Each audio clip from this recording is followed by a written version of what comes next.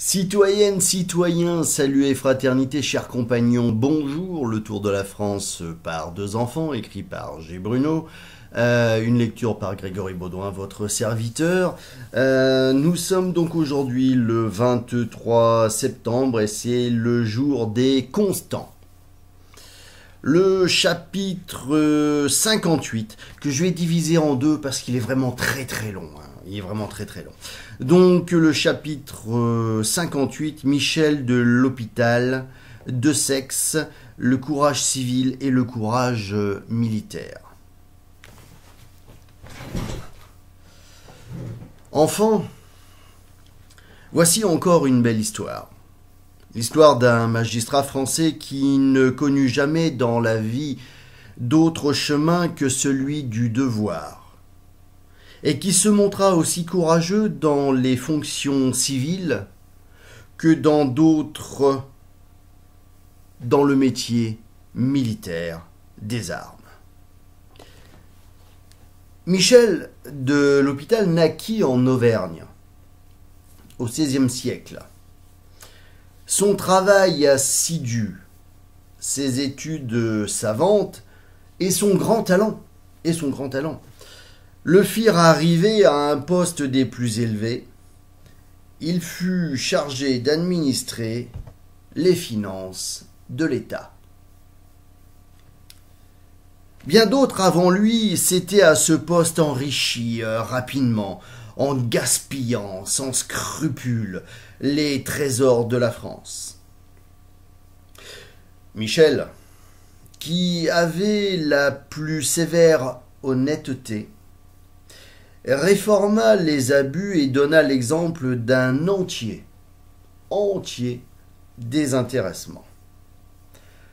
Pauvre, il était arrivé aux finances.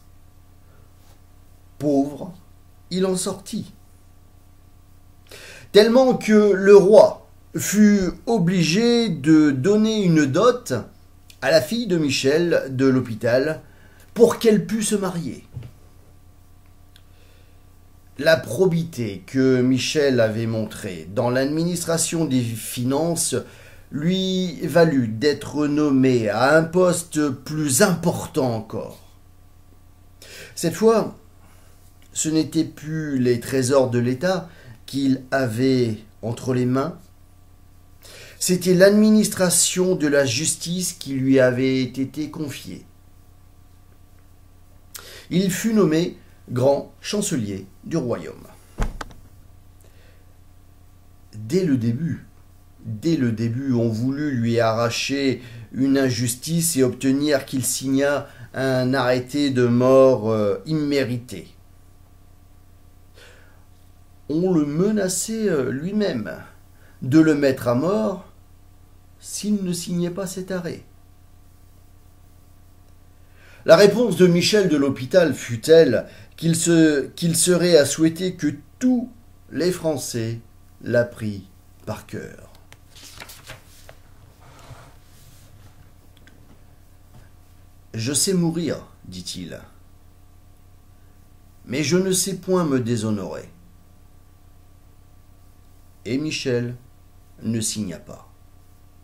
Petite parenthèse, moi qui suis un passionné de Jean Moulin, c'est exactement ce que fit Jean Moulin le 17 juin avec son premier geste de résistance, en refusant de signer le pseudo-protocole que les nazis voulaient lui faire signer, comme quoi les tirailleurs sénégalais, les nègres, comme il disait, avaient massacré des femmes et des enfants.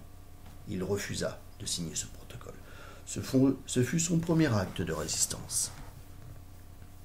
Donc, reprenons, et Michel ne signa pas. Pendant plusieurs années, il occupa son poste de chancelier sans qu'il fût possible à personne de le corrompre, ni par des pressants, ni par des menaces. Enfin, cette franchise courageuse et cette probité déplurent. De plus, il voulait empêcher au sein de la France ces dissensions entre Français, ces guerres civiles et religieuses qui la désolaient alors. La reine Catherine de Médicis lui enleva sa charge. Et Michel se retira, sans regret, au sein de sa campagne. Peu de temps après, on vint lui apprendre qu'un grand massacre se faisait dans le royaume, par ordre du roi Charles IX. Le massacre de la Saint-Barthélemy.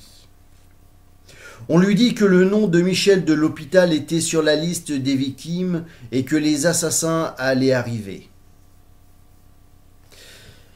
Michel ne se troubla point et commanda qu'au lieu de fermer les portes, on les ouvrit toutes grandes.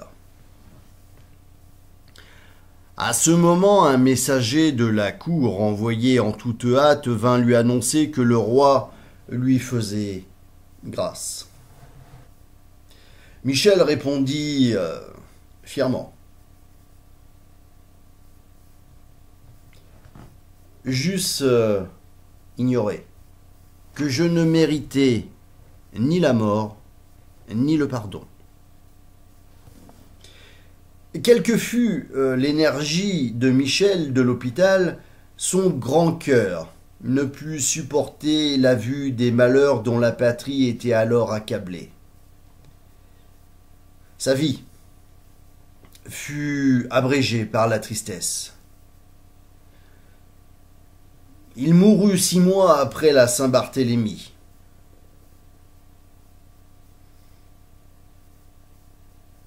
Et il faut le dire, dans une pauvreté voisine à la misère. Enfant, vous voyez, il n'y a pas seulement de belles pages dans l'histoire de notre France. Hélas, hélas. Il y en a qui attristent le cœur comme les massacres commandés par Charles IX et qu'on voudrait pouvoir effacer à jamais. Enfant, c'est le juste châtiment de ceux qui ont fait le mal que leurs actions soient haïes dans le passé comme l'ont été dans le présent et que leurs souvenirs indignent les cœurs honnêtes. Quand Charles IX eut inondé la France sous des flots de sang, il ne put étouffer la voix de la conscience. À son lit de mort, il fut poursuivi par d'horribles visions. Il croyait apercevoir ses victimes devant lui. Il croyait voir ses victimes devant lui. L'étrange maladie dont il mourut redoublait ses terreurs. Il avait des sueurs de sang et son agonie fut affreuse. Enfant, comparez votre cœur et le cœur du roi Charles IX, et comparez-le avec celui de Michel de l'Hôpital. L'un mourut pauvre, après avoir vécu esclave de la justice et de l'honneur, n'ayant qu'une crainte au monde, la crainte de faillir à son devoir. Son nom est resté pour tous comme le souvenir de la loyauté vivante. Chacun de nous voudrait lui ressembler. L'autre, vécu entouré des splendeurs royales, mais au milieu des plaisirs et des fêtes. Ce cœur misérable ne put trouver le repos. Objet de mépris pour lui-même, il l'était aussi pour ceux qui l'approchaient. Et il le sera toujours pour ceux qui liront cette histoire. Enfants, n'oubliez jamais ce que Michel de l'Hôpital aimait à répéter. Hors du devoir, il n'y a ni honneur, ni bonheur durable. Hors du devoir, il n'y a ni honneur, ni bonheur durable. Voilà, ça sera tout pour ce soir. Je vous montre donc la gravure de cet homme, ce brillant homme, Michel de l'Hôpital, à qui nous devons tout notre respect. Michel de l'Hôpital, né à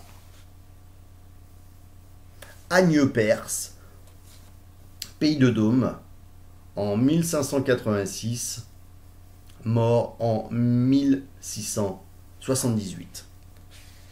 Demain, nous lirons la suite de ce long chapitre, le chapitre donc consacré à Monsieur de Sexe.